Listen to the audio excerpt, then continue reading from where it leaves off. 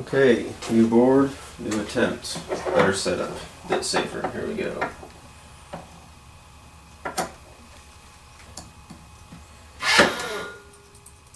$35, 33, and something went. I heard some cracking. Okay, I'm not sure if it actually fried. Work on the bench here. Let's go again. Alright. Alright. 35, 33, and it went out. So disconnect the amps. Ooh, yeah, the chip is very hot. Let's go ahead and run this up again. And apply power again.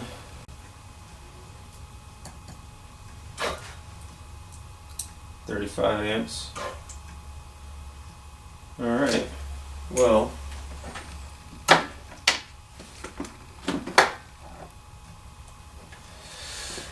get a closer shot of that so you can hear it.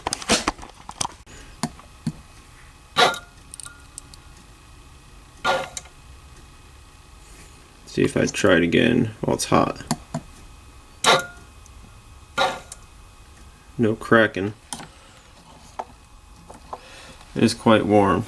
So I guess there's a safety feature in there I missed in the data sheet.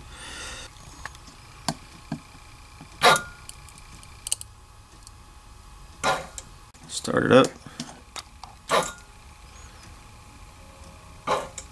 Okay, not too bad. Looks good.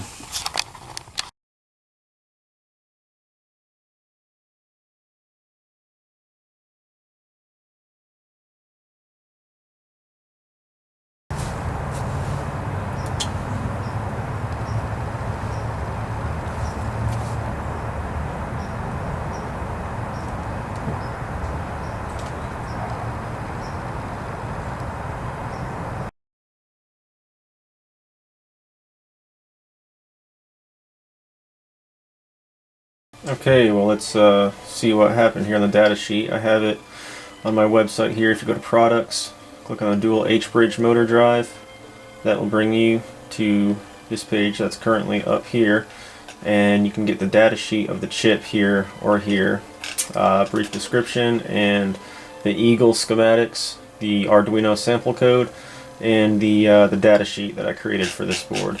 Now if we go to the chip data sheet here, ST Microelectronics is the manufacturer, and if we go down to, let's see, about the maximum, okay, here we go.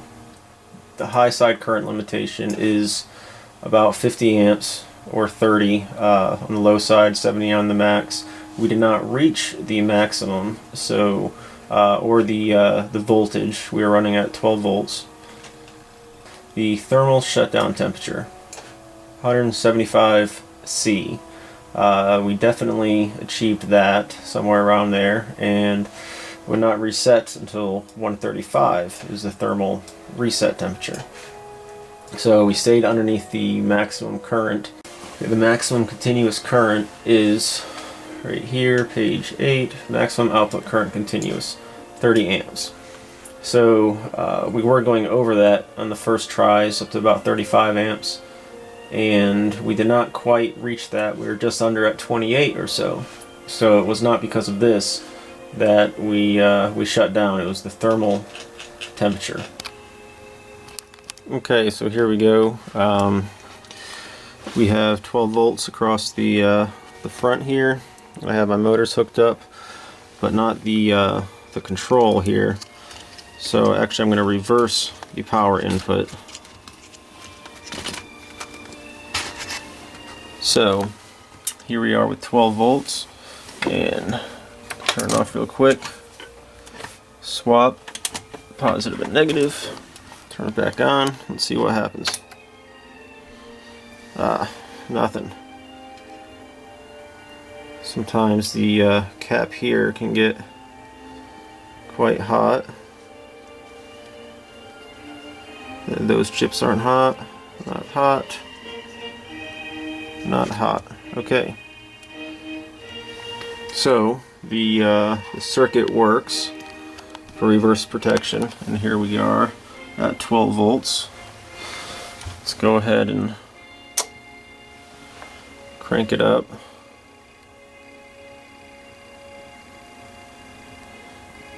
Okay.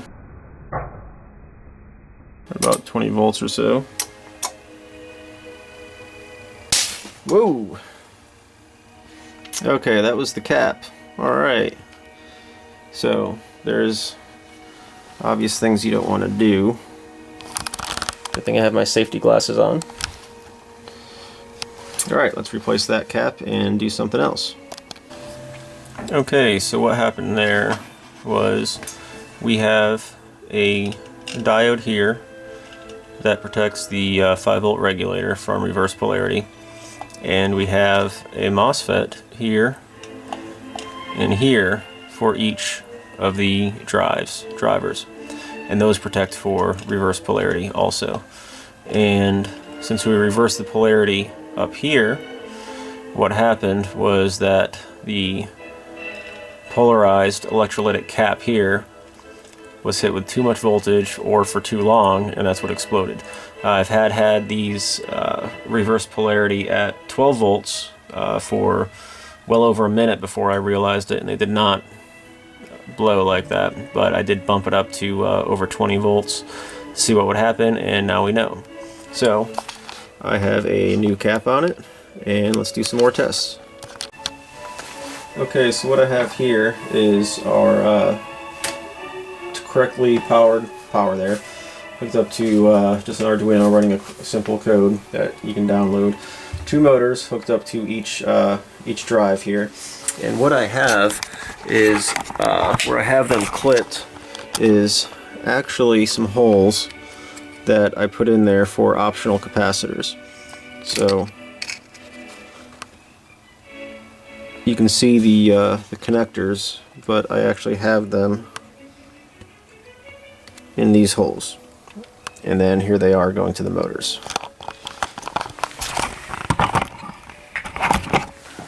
So let's turn it on real quick.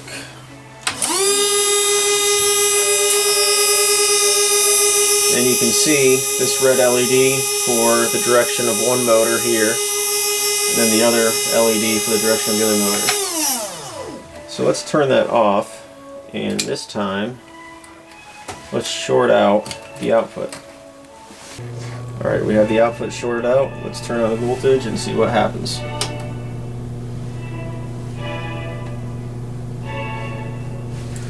So, what we have, just from looking at the indicator lights, ooh, look at that, something's smoking. Wonder what it is. I guess we can keep letting it smoke until we know. Oh.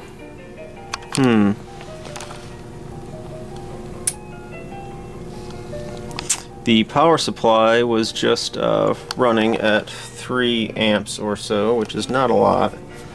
It did just go down to nothing there, 10 milliamps.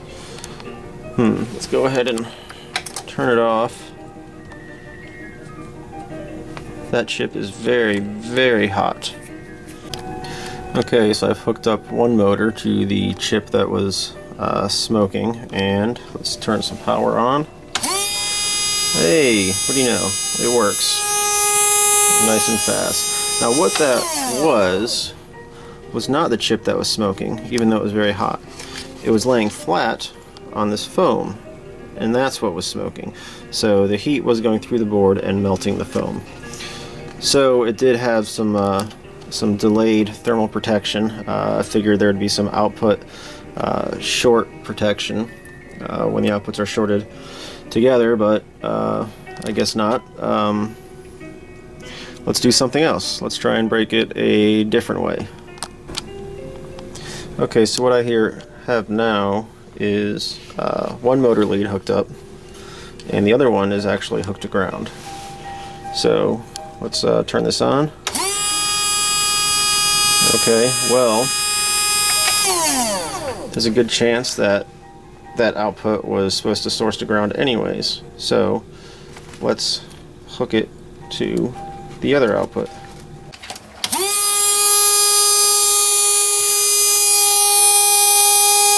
And of course that is not heating up the chip in forward or reverse direction when we have this grounded. Okay, so here I have one motor hooked up here, and it is variable speed, 2 directions.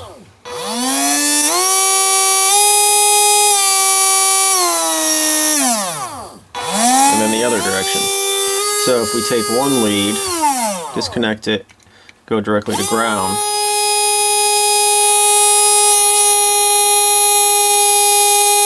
you can see one direction there's nothing, the other direction it's full speed, there's no more variable speed to that.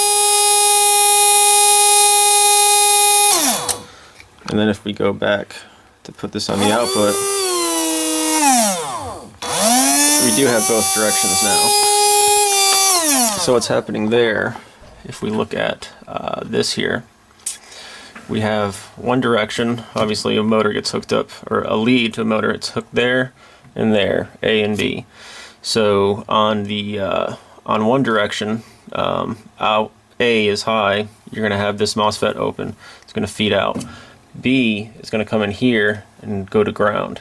So that is the standard H-bridge configuration. So obviously the high side is open all the time during operation, and it's the low side that gets hit with the PWM.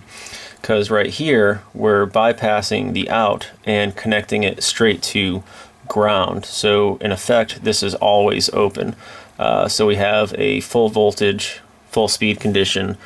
So here on the high side, that's where our current limitation inside the circuitry is there, and the low side is what gets PWM'd. So that's why we see in the other direction, this one is getting PWM'd at the speed, and this one is supposed to be open, but actually we have this connected to ground. So we have ground to ground, and of course no movement. So that's what's happening there. So here's something interesting I just learned. We have one motor hooked up here, and the other one is not hooked up, but we'll short this to ground and I'll show you something interesting. So both of these are running forwards and backwards, or at least the LED is showing it on this one. If we short out this output, the other motor stops. And then the other direction, it works fine. We're just shorting out the B side here. You can hear the overload about to happen. And once the chip's shut down, the rest of this this sequence for the motor finished. This direction, and then overloaded, this motor kicked in once this shut off. So what is actually happening here is the high side gets shorted like we saw before.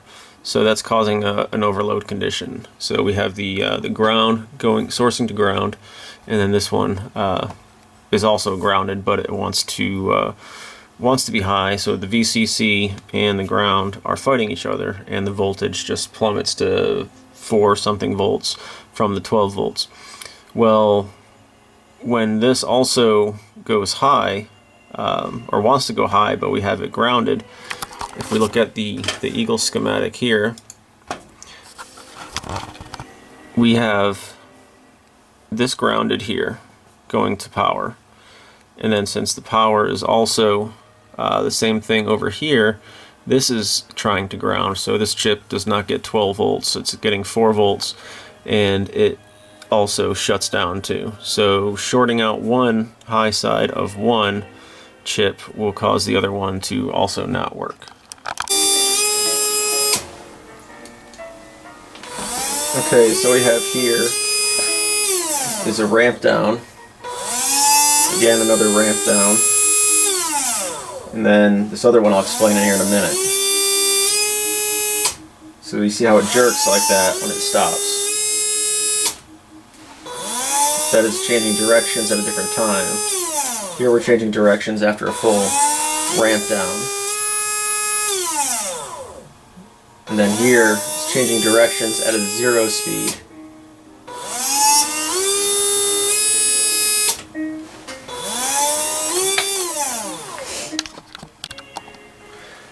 So what is happening is, here's the block diagram, and we have the high side and low side switches. This one is for the A side and the B direction, or A direction and B direction. And we have the ground.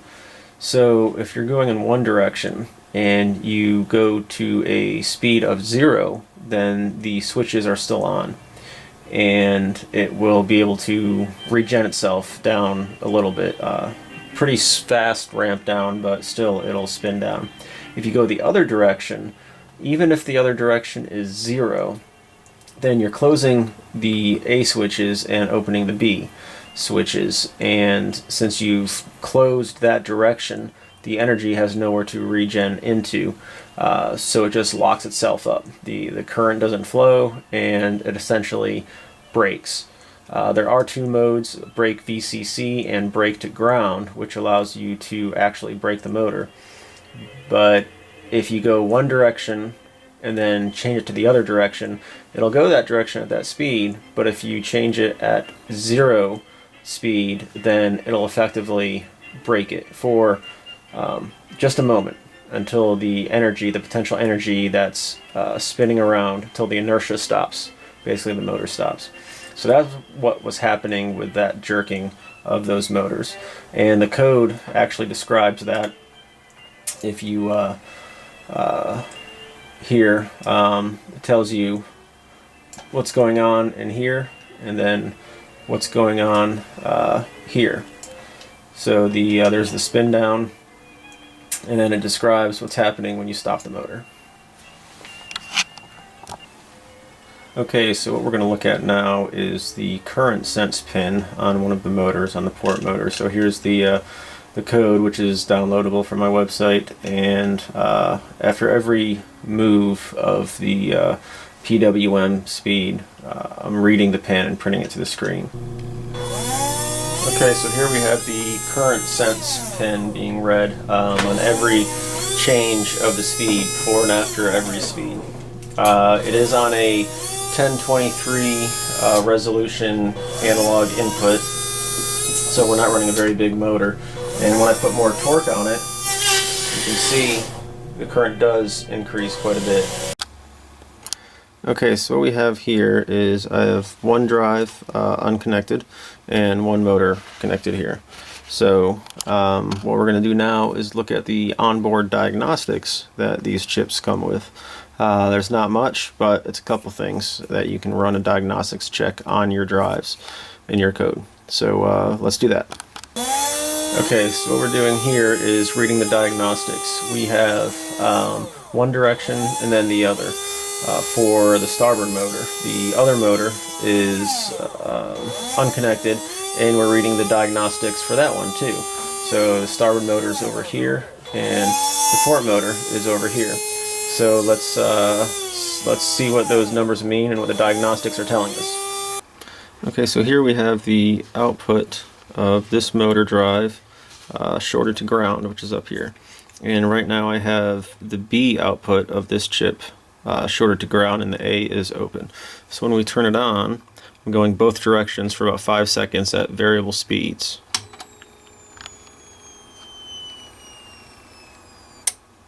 And you can hear the that whining was the PWM, and when it turned off, it was the protection.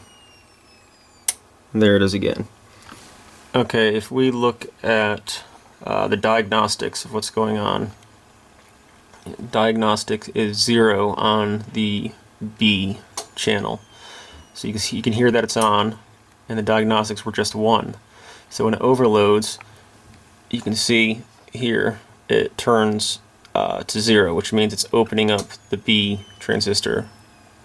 There it is, 1, it was just on.